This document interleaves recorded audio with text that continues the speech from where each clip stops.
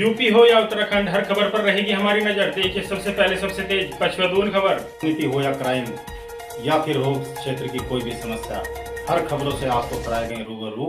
देखिए सबसे पहले सबसे तेज पचपदून खबर। श्री चंद्रशेखर जी।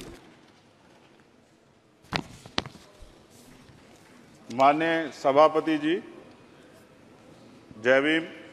बहुजन समाज में जन्मे सभी संतों, गुरुओं, महान पुरुषों को नमन करता हूं, जिनमें महात्मा ज्योतिबा फूले, डॉक्टर बाबा साहब अम्बेडकर और मान्यवर काशीराम साहब को मैं याद भी करता हूं आज के दिन पर।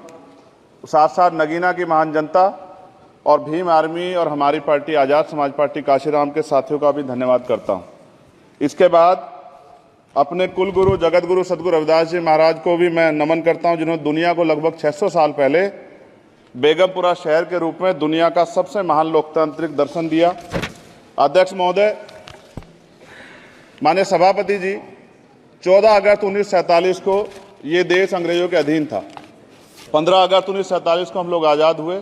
16 अगस्त 1947 को देश आज़ादी में था, लेकिन धन धरती राजपाट में बंटवारा नहीं हुआ। जो साधन संसाधन थे उनमें बंटवारा सही रूप से न होने के कारण एक बहुत बड़ी आबादी सुविधाओं से वंचित और सम्मान से वंचित रह गई। उनको सम्मान देने के लिए और अंतिम व्यक्ति तक सुविधाएं पहुंचे, इसके लिए लोकतंत्र की व्यवस्था हुई। लेकिन आज़ादी के 70 साल बाद भी हम कहां खड़े हैं, इस पर ये चिंता का विषय है।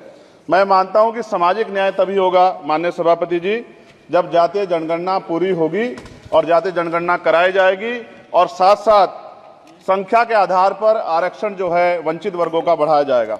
उसके साथ साथ जब राष्ट्रपति जी अभिभाषण पे बात रख रही थी तो उन्होंने शहरी और ग्रामीण क्षेत्रों के विकास की बात कही और ये भी कहा कि दुनिया में सबसे उत्तम शहर हमारे यहाँ बने। लेकिन माननीय सभापति जी, 70% आबादी तो गांव में निवास करती है, तो गांव की आबादी के बारे में भी सोचना होगा कि उनका जीवन कैसे बदले। माननीय सभापति जी, उच्च शैक्षणिक संस्थानों में बहुजन समाज के जो छात्र हैं उनके साथ कास्ट एट्रोसिटी हो रही है, निरंतर उनकी हत्या हो रही है। साथ साथ जो सरकारी कर्मचारी हैं दफ्तरों में, उनके साथ भी जो SC ST OBC और मुस्लिम और अन्य धार्मिक अल्पसंख्यक, उनके साथ भी माननीय सभापति जी जातिगत और धार्मिक जो है शोषण किया जा रहा है। इसलिए मेरी मांग भी है कि पुरानी पेंशन को भी अध्यक्ष जी बहाल किया जाए। जो कर्मचारी देश की सेवा में लगे हैं उनका भी सम्मान होना चाहिए।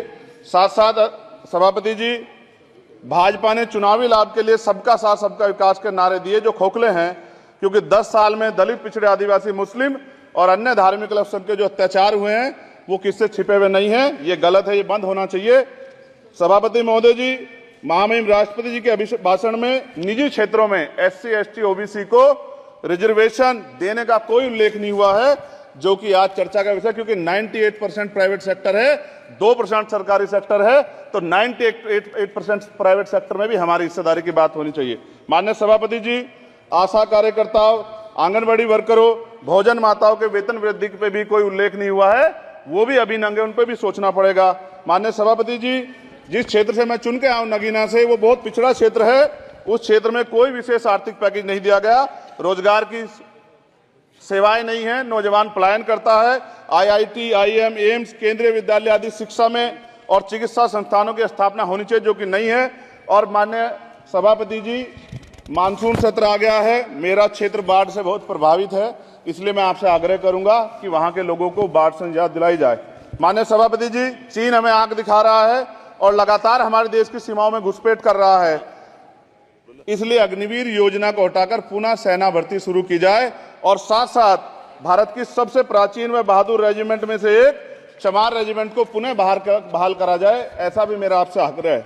माननीय सभापति जी, पिछले सारे प्रधानमंत्रियों ने मिलकर जितना कर्ज लिया है उससे दुगना कर्ज हमारे वर्तमान के प्रधानमंत्री जी ने लिया है। किसान अगर अपना कर्ज माफ कराने के लिए जाता है तो लाठी झेलनी पड़ती है, जबकि सरकार ने धन्ना सेठों का 15 लाख करोड़ रुपया माफ किया है।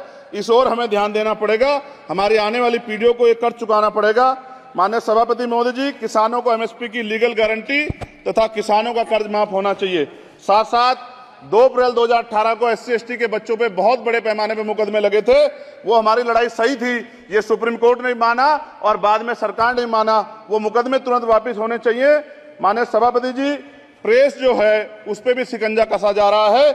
जो पत्रकार सरकार खिलाफ बोलता है नौकरी से हाथ धोना पड़ता है, और सोशल मीडिया हमारा हथियार है, उस पे तरह तरह के प्रतिबंध लगाए जा रहे हैं और विरोध करने वालों को सोशल मीडिया हैंडल भी सस्पेंड करा दिए जा रहे हैं।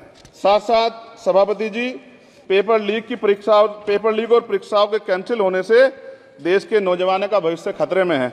नीट, यूपी सिपाही भर्ती सभापति जी और 69,000 शिक्षक भर्ती में आरक्षण घोटाला हुआ है, कोई पूछने वाला नहीं, खून के आंसू रो रहे हैं बच्चे, बेरोजगारी का दंश युवा झेल रहे हैं। इसलिए मेरा आग्रह है कि युवाओं के लिए कृपया समाप्त करें चंद्रशेखर जी। माननीय सभापति जी, मैं पहली बार बोल रहा हूं, आप कहेंगे मैं बैठ जाऊंगा, मैं आपकी बात, मैं संवैधानिक मर्यादा का पालन करूंगा, मगर हम तो माननीय सभापति जी सुन ही रहे हैं। आप बोलिए, 1 मिनट। धन्यवाद। एक मिनट और बोलिए। अध्यक्ष सभापति जी, नारी सम्मान की बात करने वाली सरकार, हमने मणिपुर देखा सर, हमने पहलवान बेटियों का हर्ष देखा सर, और हमने सर हाथरस की बेटी का हर्ष देखा सर, और हाथरस के परिवार को जो वादा किया था सरकार ने वो भी पूरा नहीं किया, और महिलाओं में भी स्पेशली दलित, पिछड़े और मुस्लिम वर्ग की, आदिवासी वर्ग की महिलाओं के साथ आज भी एनसीआरबी का डाटा कहता है सर जो जुल्म हो रहा है वो सहनीय नहीं है सर। साथ साथ कोविड में तैरती, हमने कोविड में बहुत सुना सर, कोविड में तैरती लाशें भी गंगा में हमने देखी है सर, और मजदूरों का हाल भी हमने देखा है। सभापति जी, बस सब समाप्त कर रहा हूं। नोटबंदी पे छोटे मजले उद्योग की जो कमर टूटी वो भी हमने देखी है। सभापति जी, शैक्षणिक संस्थानों, विश्वविद्यालयों में, चिकित्सा संस्थानों में ओबीसी एसटी के योग्य अभ्यर्थी को एनएफएस करके जिस तरह निकाला जा रहा है, लेटरल एंट्री करके जिस तरह हमारे रास्ते बंद किए जा रहे, ये भी हम देख रहे हैं सभापति जी।